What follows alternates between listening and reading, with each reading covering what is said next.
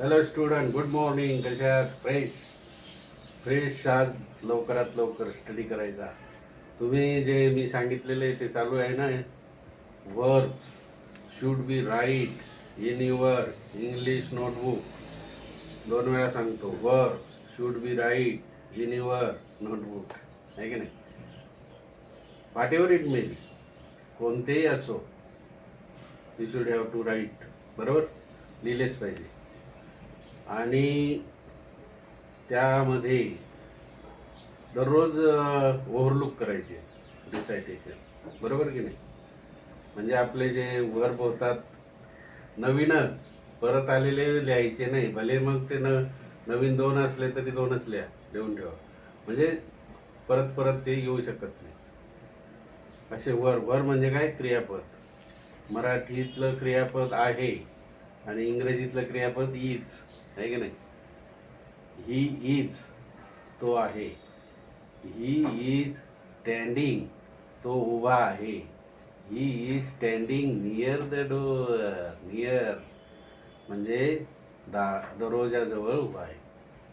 Sun is rising, सन सूर्योदय होत आहे. सूर्योदय होत आहे. टुमॉरो विल बी सनराईज, उद्या सूर्योदय होईल. Tomorrow will have been rising sun. आणि मग या टायमाला, ॲट दिस टाइम, सूर्य उगवत असेल, सूर्योदय होत असेल. बघा कसे वाक्य आहेत. मग आता यस्टरडे हॅड सन रायझन, काल सूर्योदय झाला होता. आहे की नाही? हॅड म्हणजे past tense, present tense, present continuous tense, future tense, future continuous. म्हणजे ते ऑटोमॅटिक येतं. ते शब्द ऑटोमॅटिक येतात, हळूहळू हळूहळू. नाही का? आता बघा इथे कसं English speaking. Win all the tests. Win all the test. Win म्हणजे जिंका. त्याचा पास्ट टेन्स हो नाही. मग आता हा सुद्धा तुम्हाला वर्ब आहे. विन ऑल द टेस्ट, सगळ्या कसोट्या जिंका. कसोट्या म्हणजे सामने असतील, काय असतील ते. Have patience.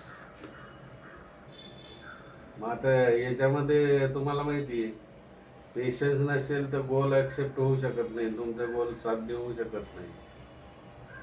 हार्डवर्क नसेल तर goal, you will not achieve your goal. Without patience you will not achieve your goal. बरोबर की नाही? म्हणजे धैर्य नसलं तर तुमचं गोल तुम्ही काय करू शकणार नाही, साध्य करू शकणार नाही. म्हणून यावेळी पेशन्स महत्वाचं आहे. Patience, courage and hard work. आहे की नाही? ॲम्बिशन. त्यामुळे हे सर्वात महत्वाचे. Guess again.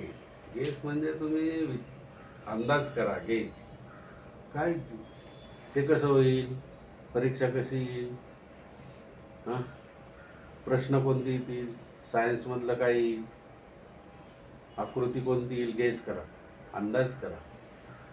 आहे की नाही? Guess.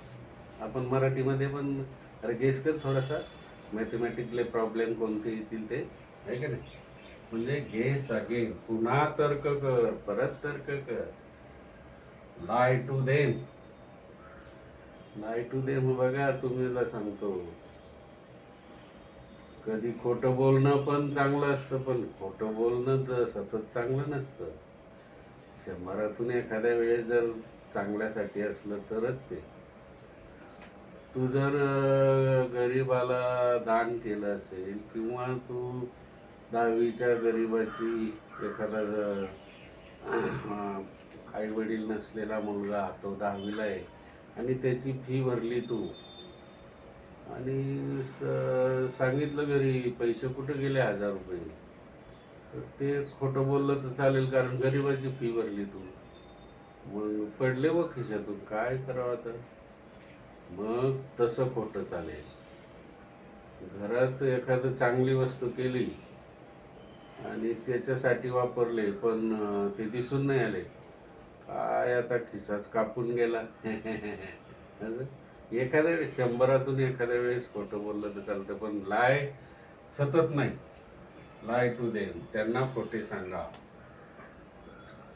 Supply A1 stationery. Supply, आता तुम्ही पुरवठा करतात नाही का, उत्कृष्ट स्टेशनरी पाहिजे, उत्कृष्ट वस्तू पाहिजे. जर तुम्हाला पुरवठा करायचा असेल तर स्टँडर्ड, उत्कृष्ट ज्या काही वस्तू आहेत त्याचा पुरवठा करा.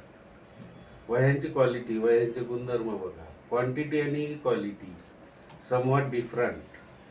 क्वांटिटी म्हणजे संख्या, क्वालिटी गुणधर्म. कागद जर चांगला असेल, पेपर चांगला असेल तर तुम्ही चांगला सप्लाय करू शकता. वह्यांचे कागद, पेन स्टँडर्ड पाहिजे, उत्कृष्ट पाहिजे. असे जर तुम्ही सप्लाय A1 स्टेशनरी, उत्कृष्ट स्टेशनरी पुरवठा करा. नंतर परचेस ए न्यू फ्लॅट. आता काय, हाऊस म्हणजे घर नाही का, त्याचप्रमाणे बँगलो म्हणजे मोठं सदन,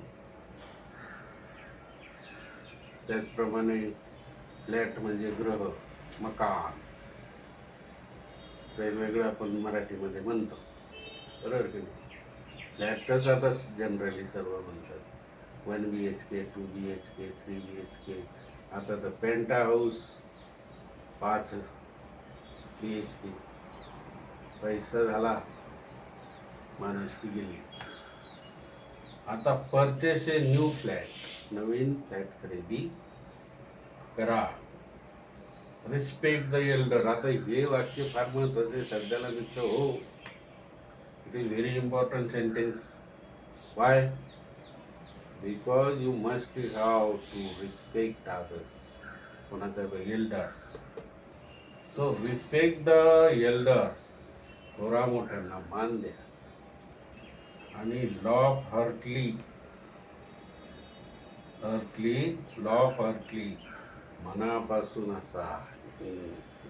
मनापासून असायचं, नुसतं आतमध्ये हसायचं नाही.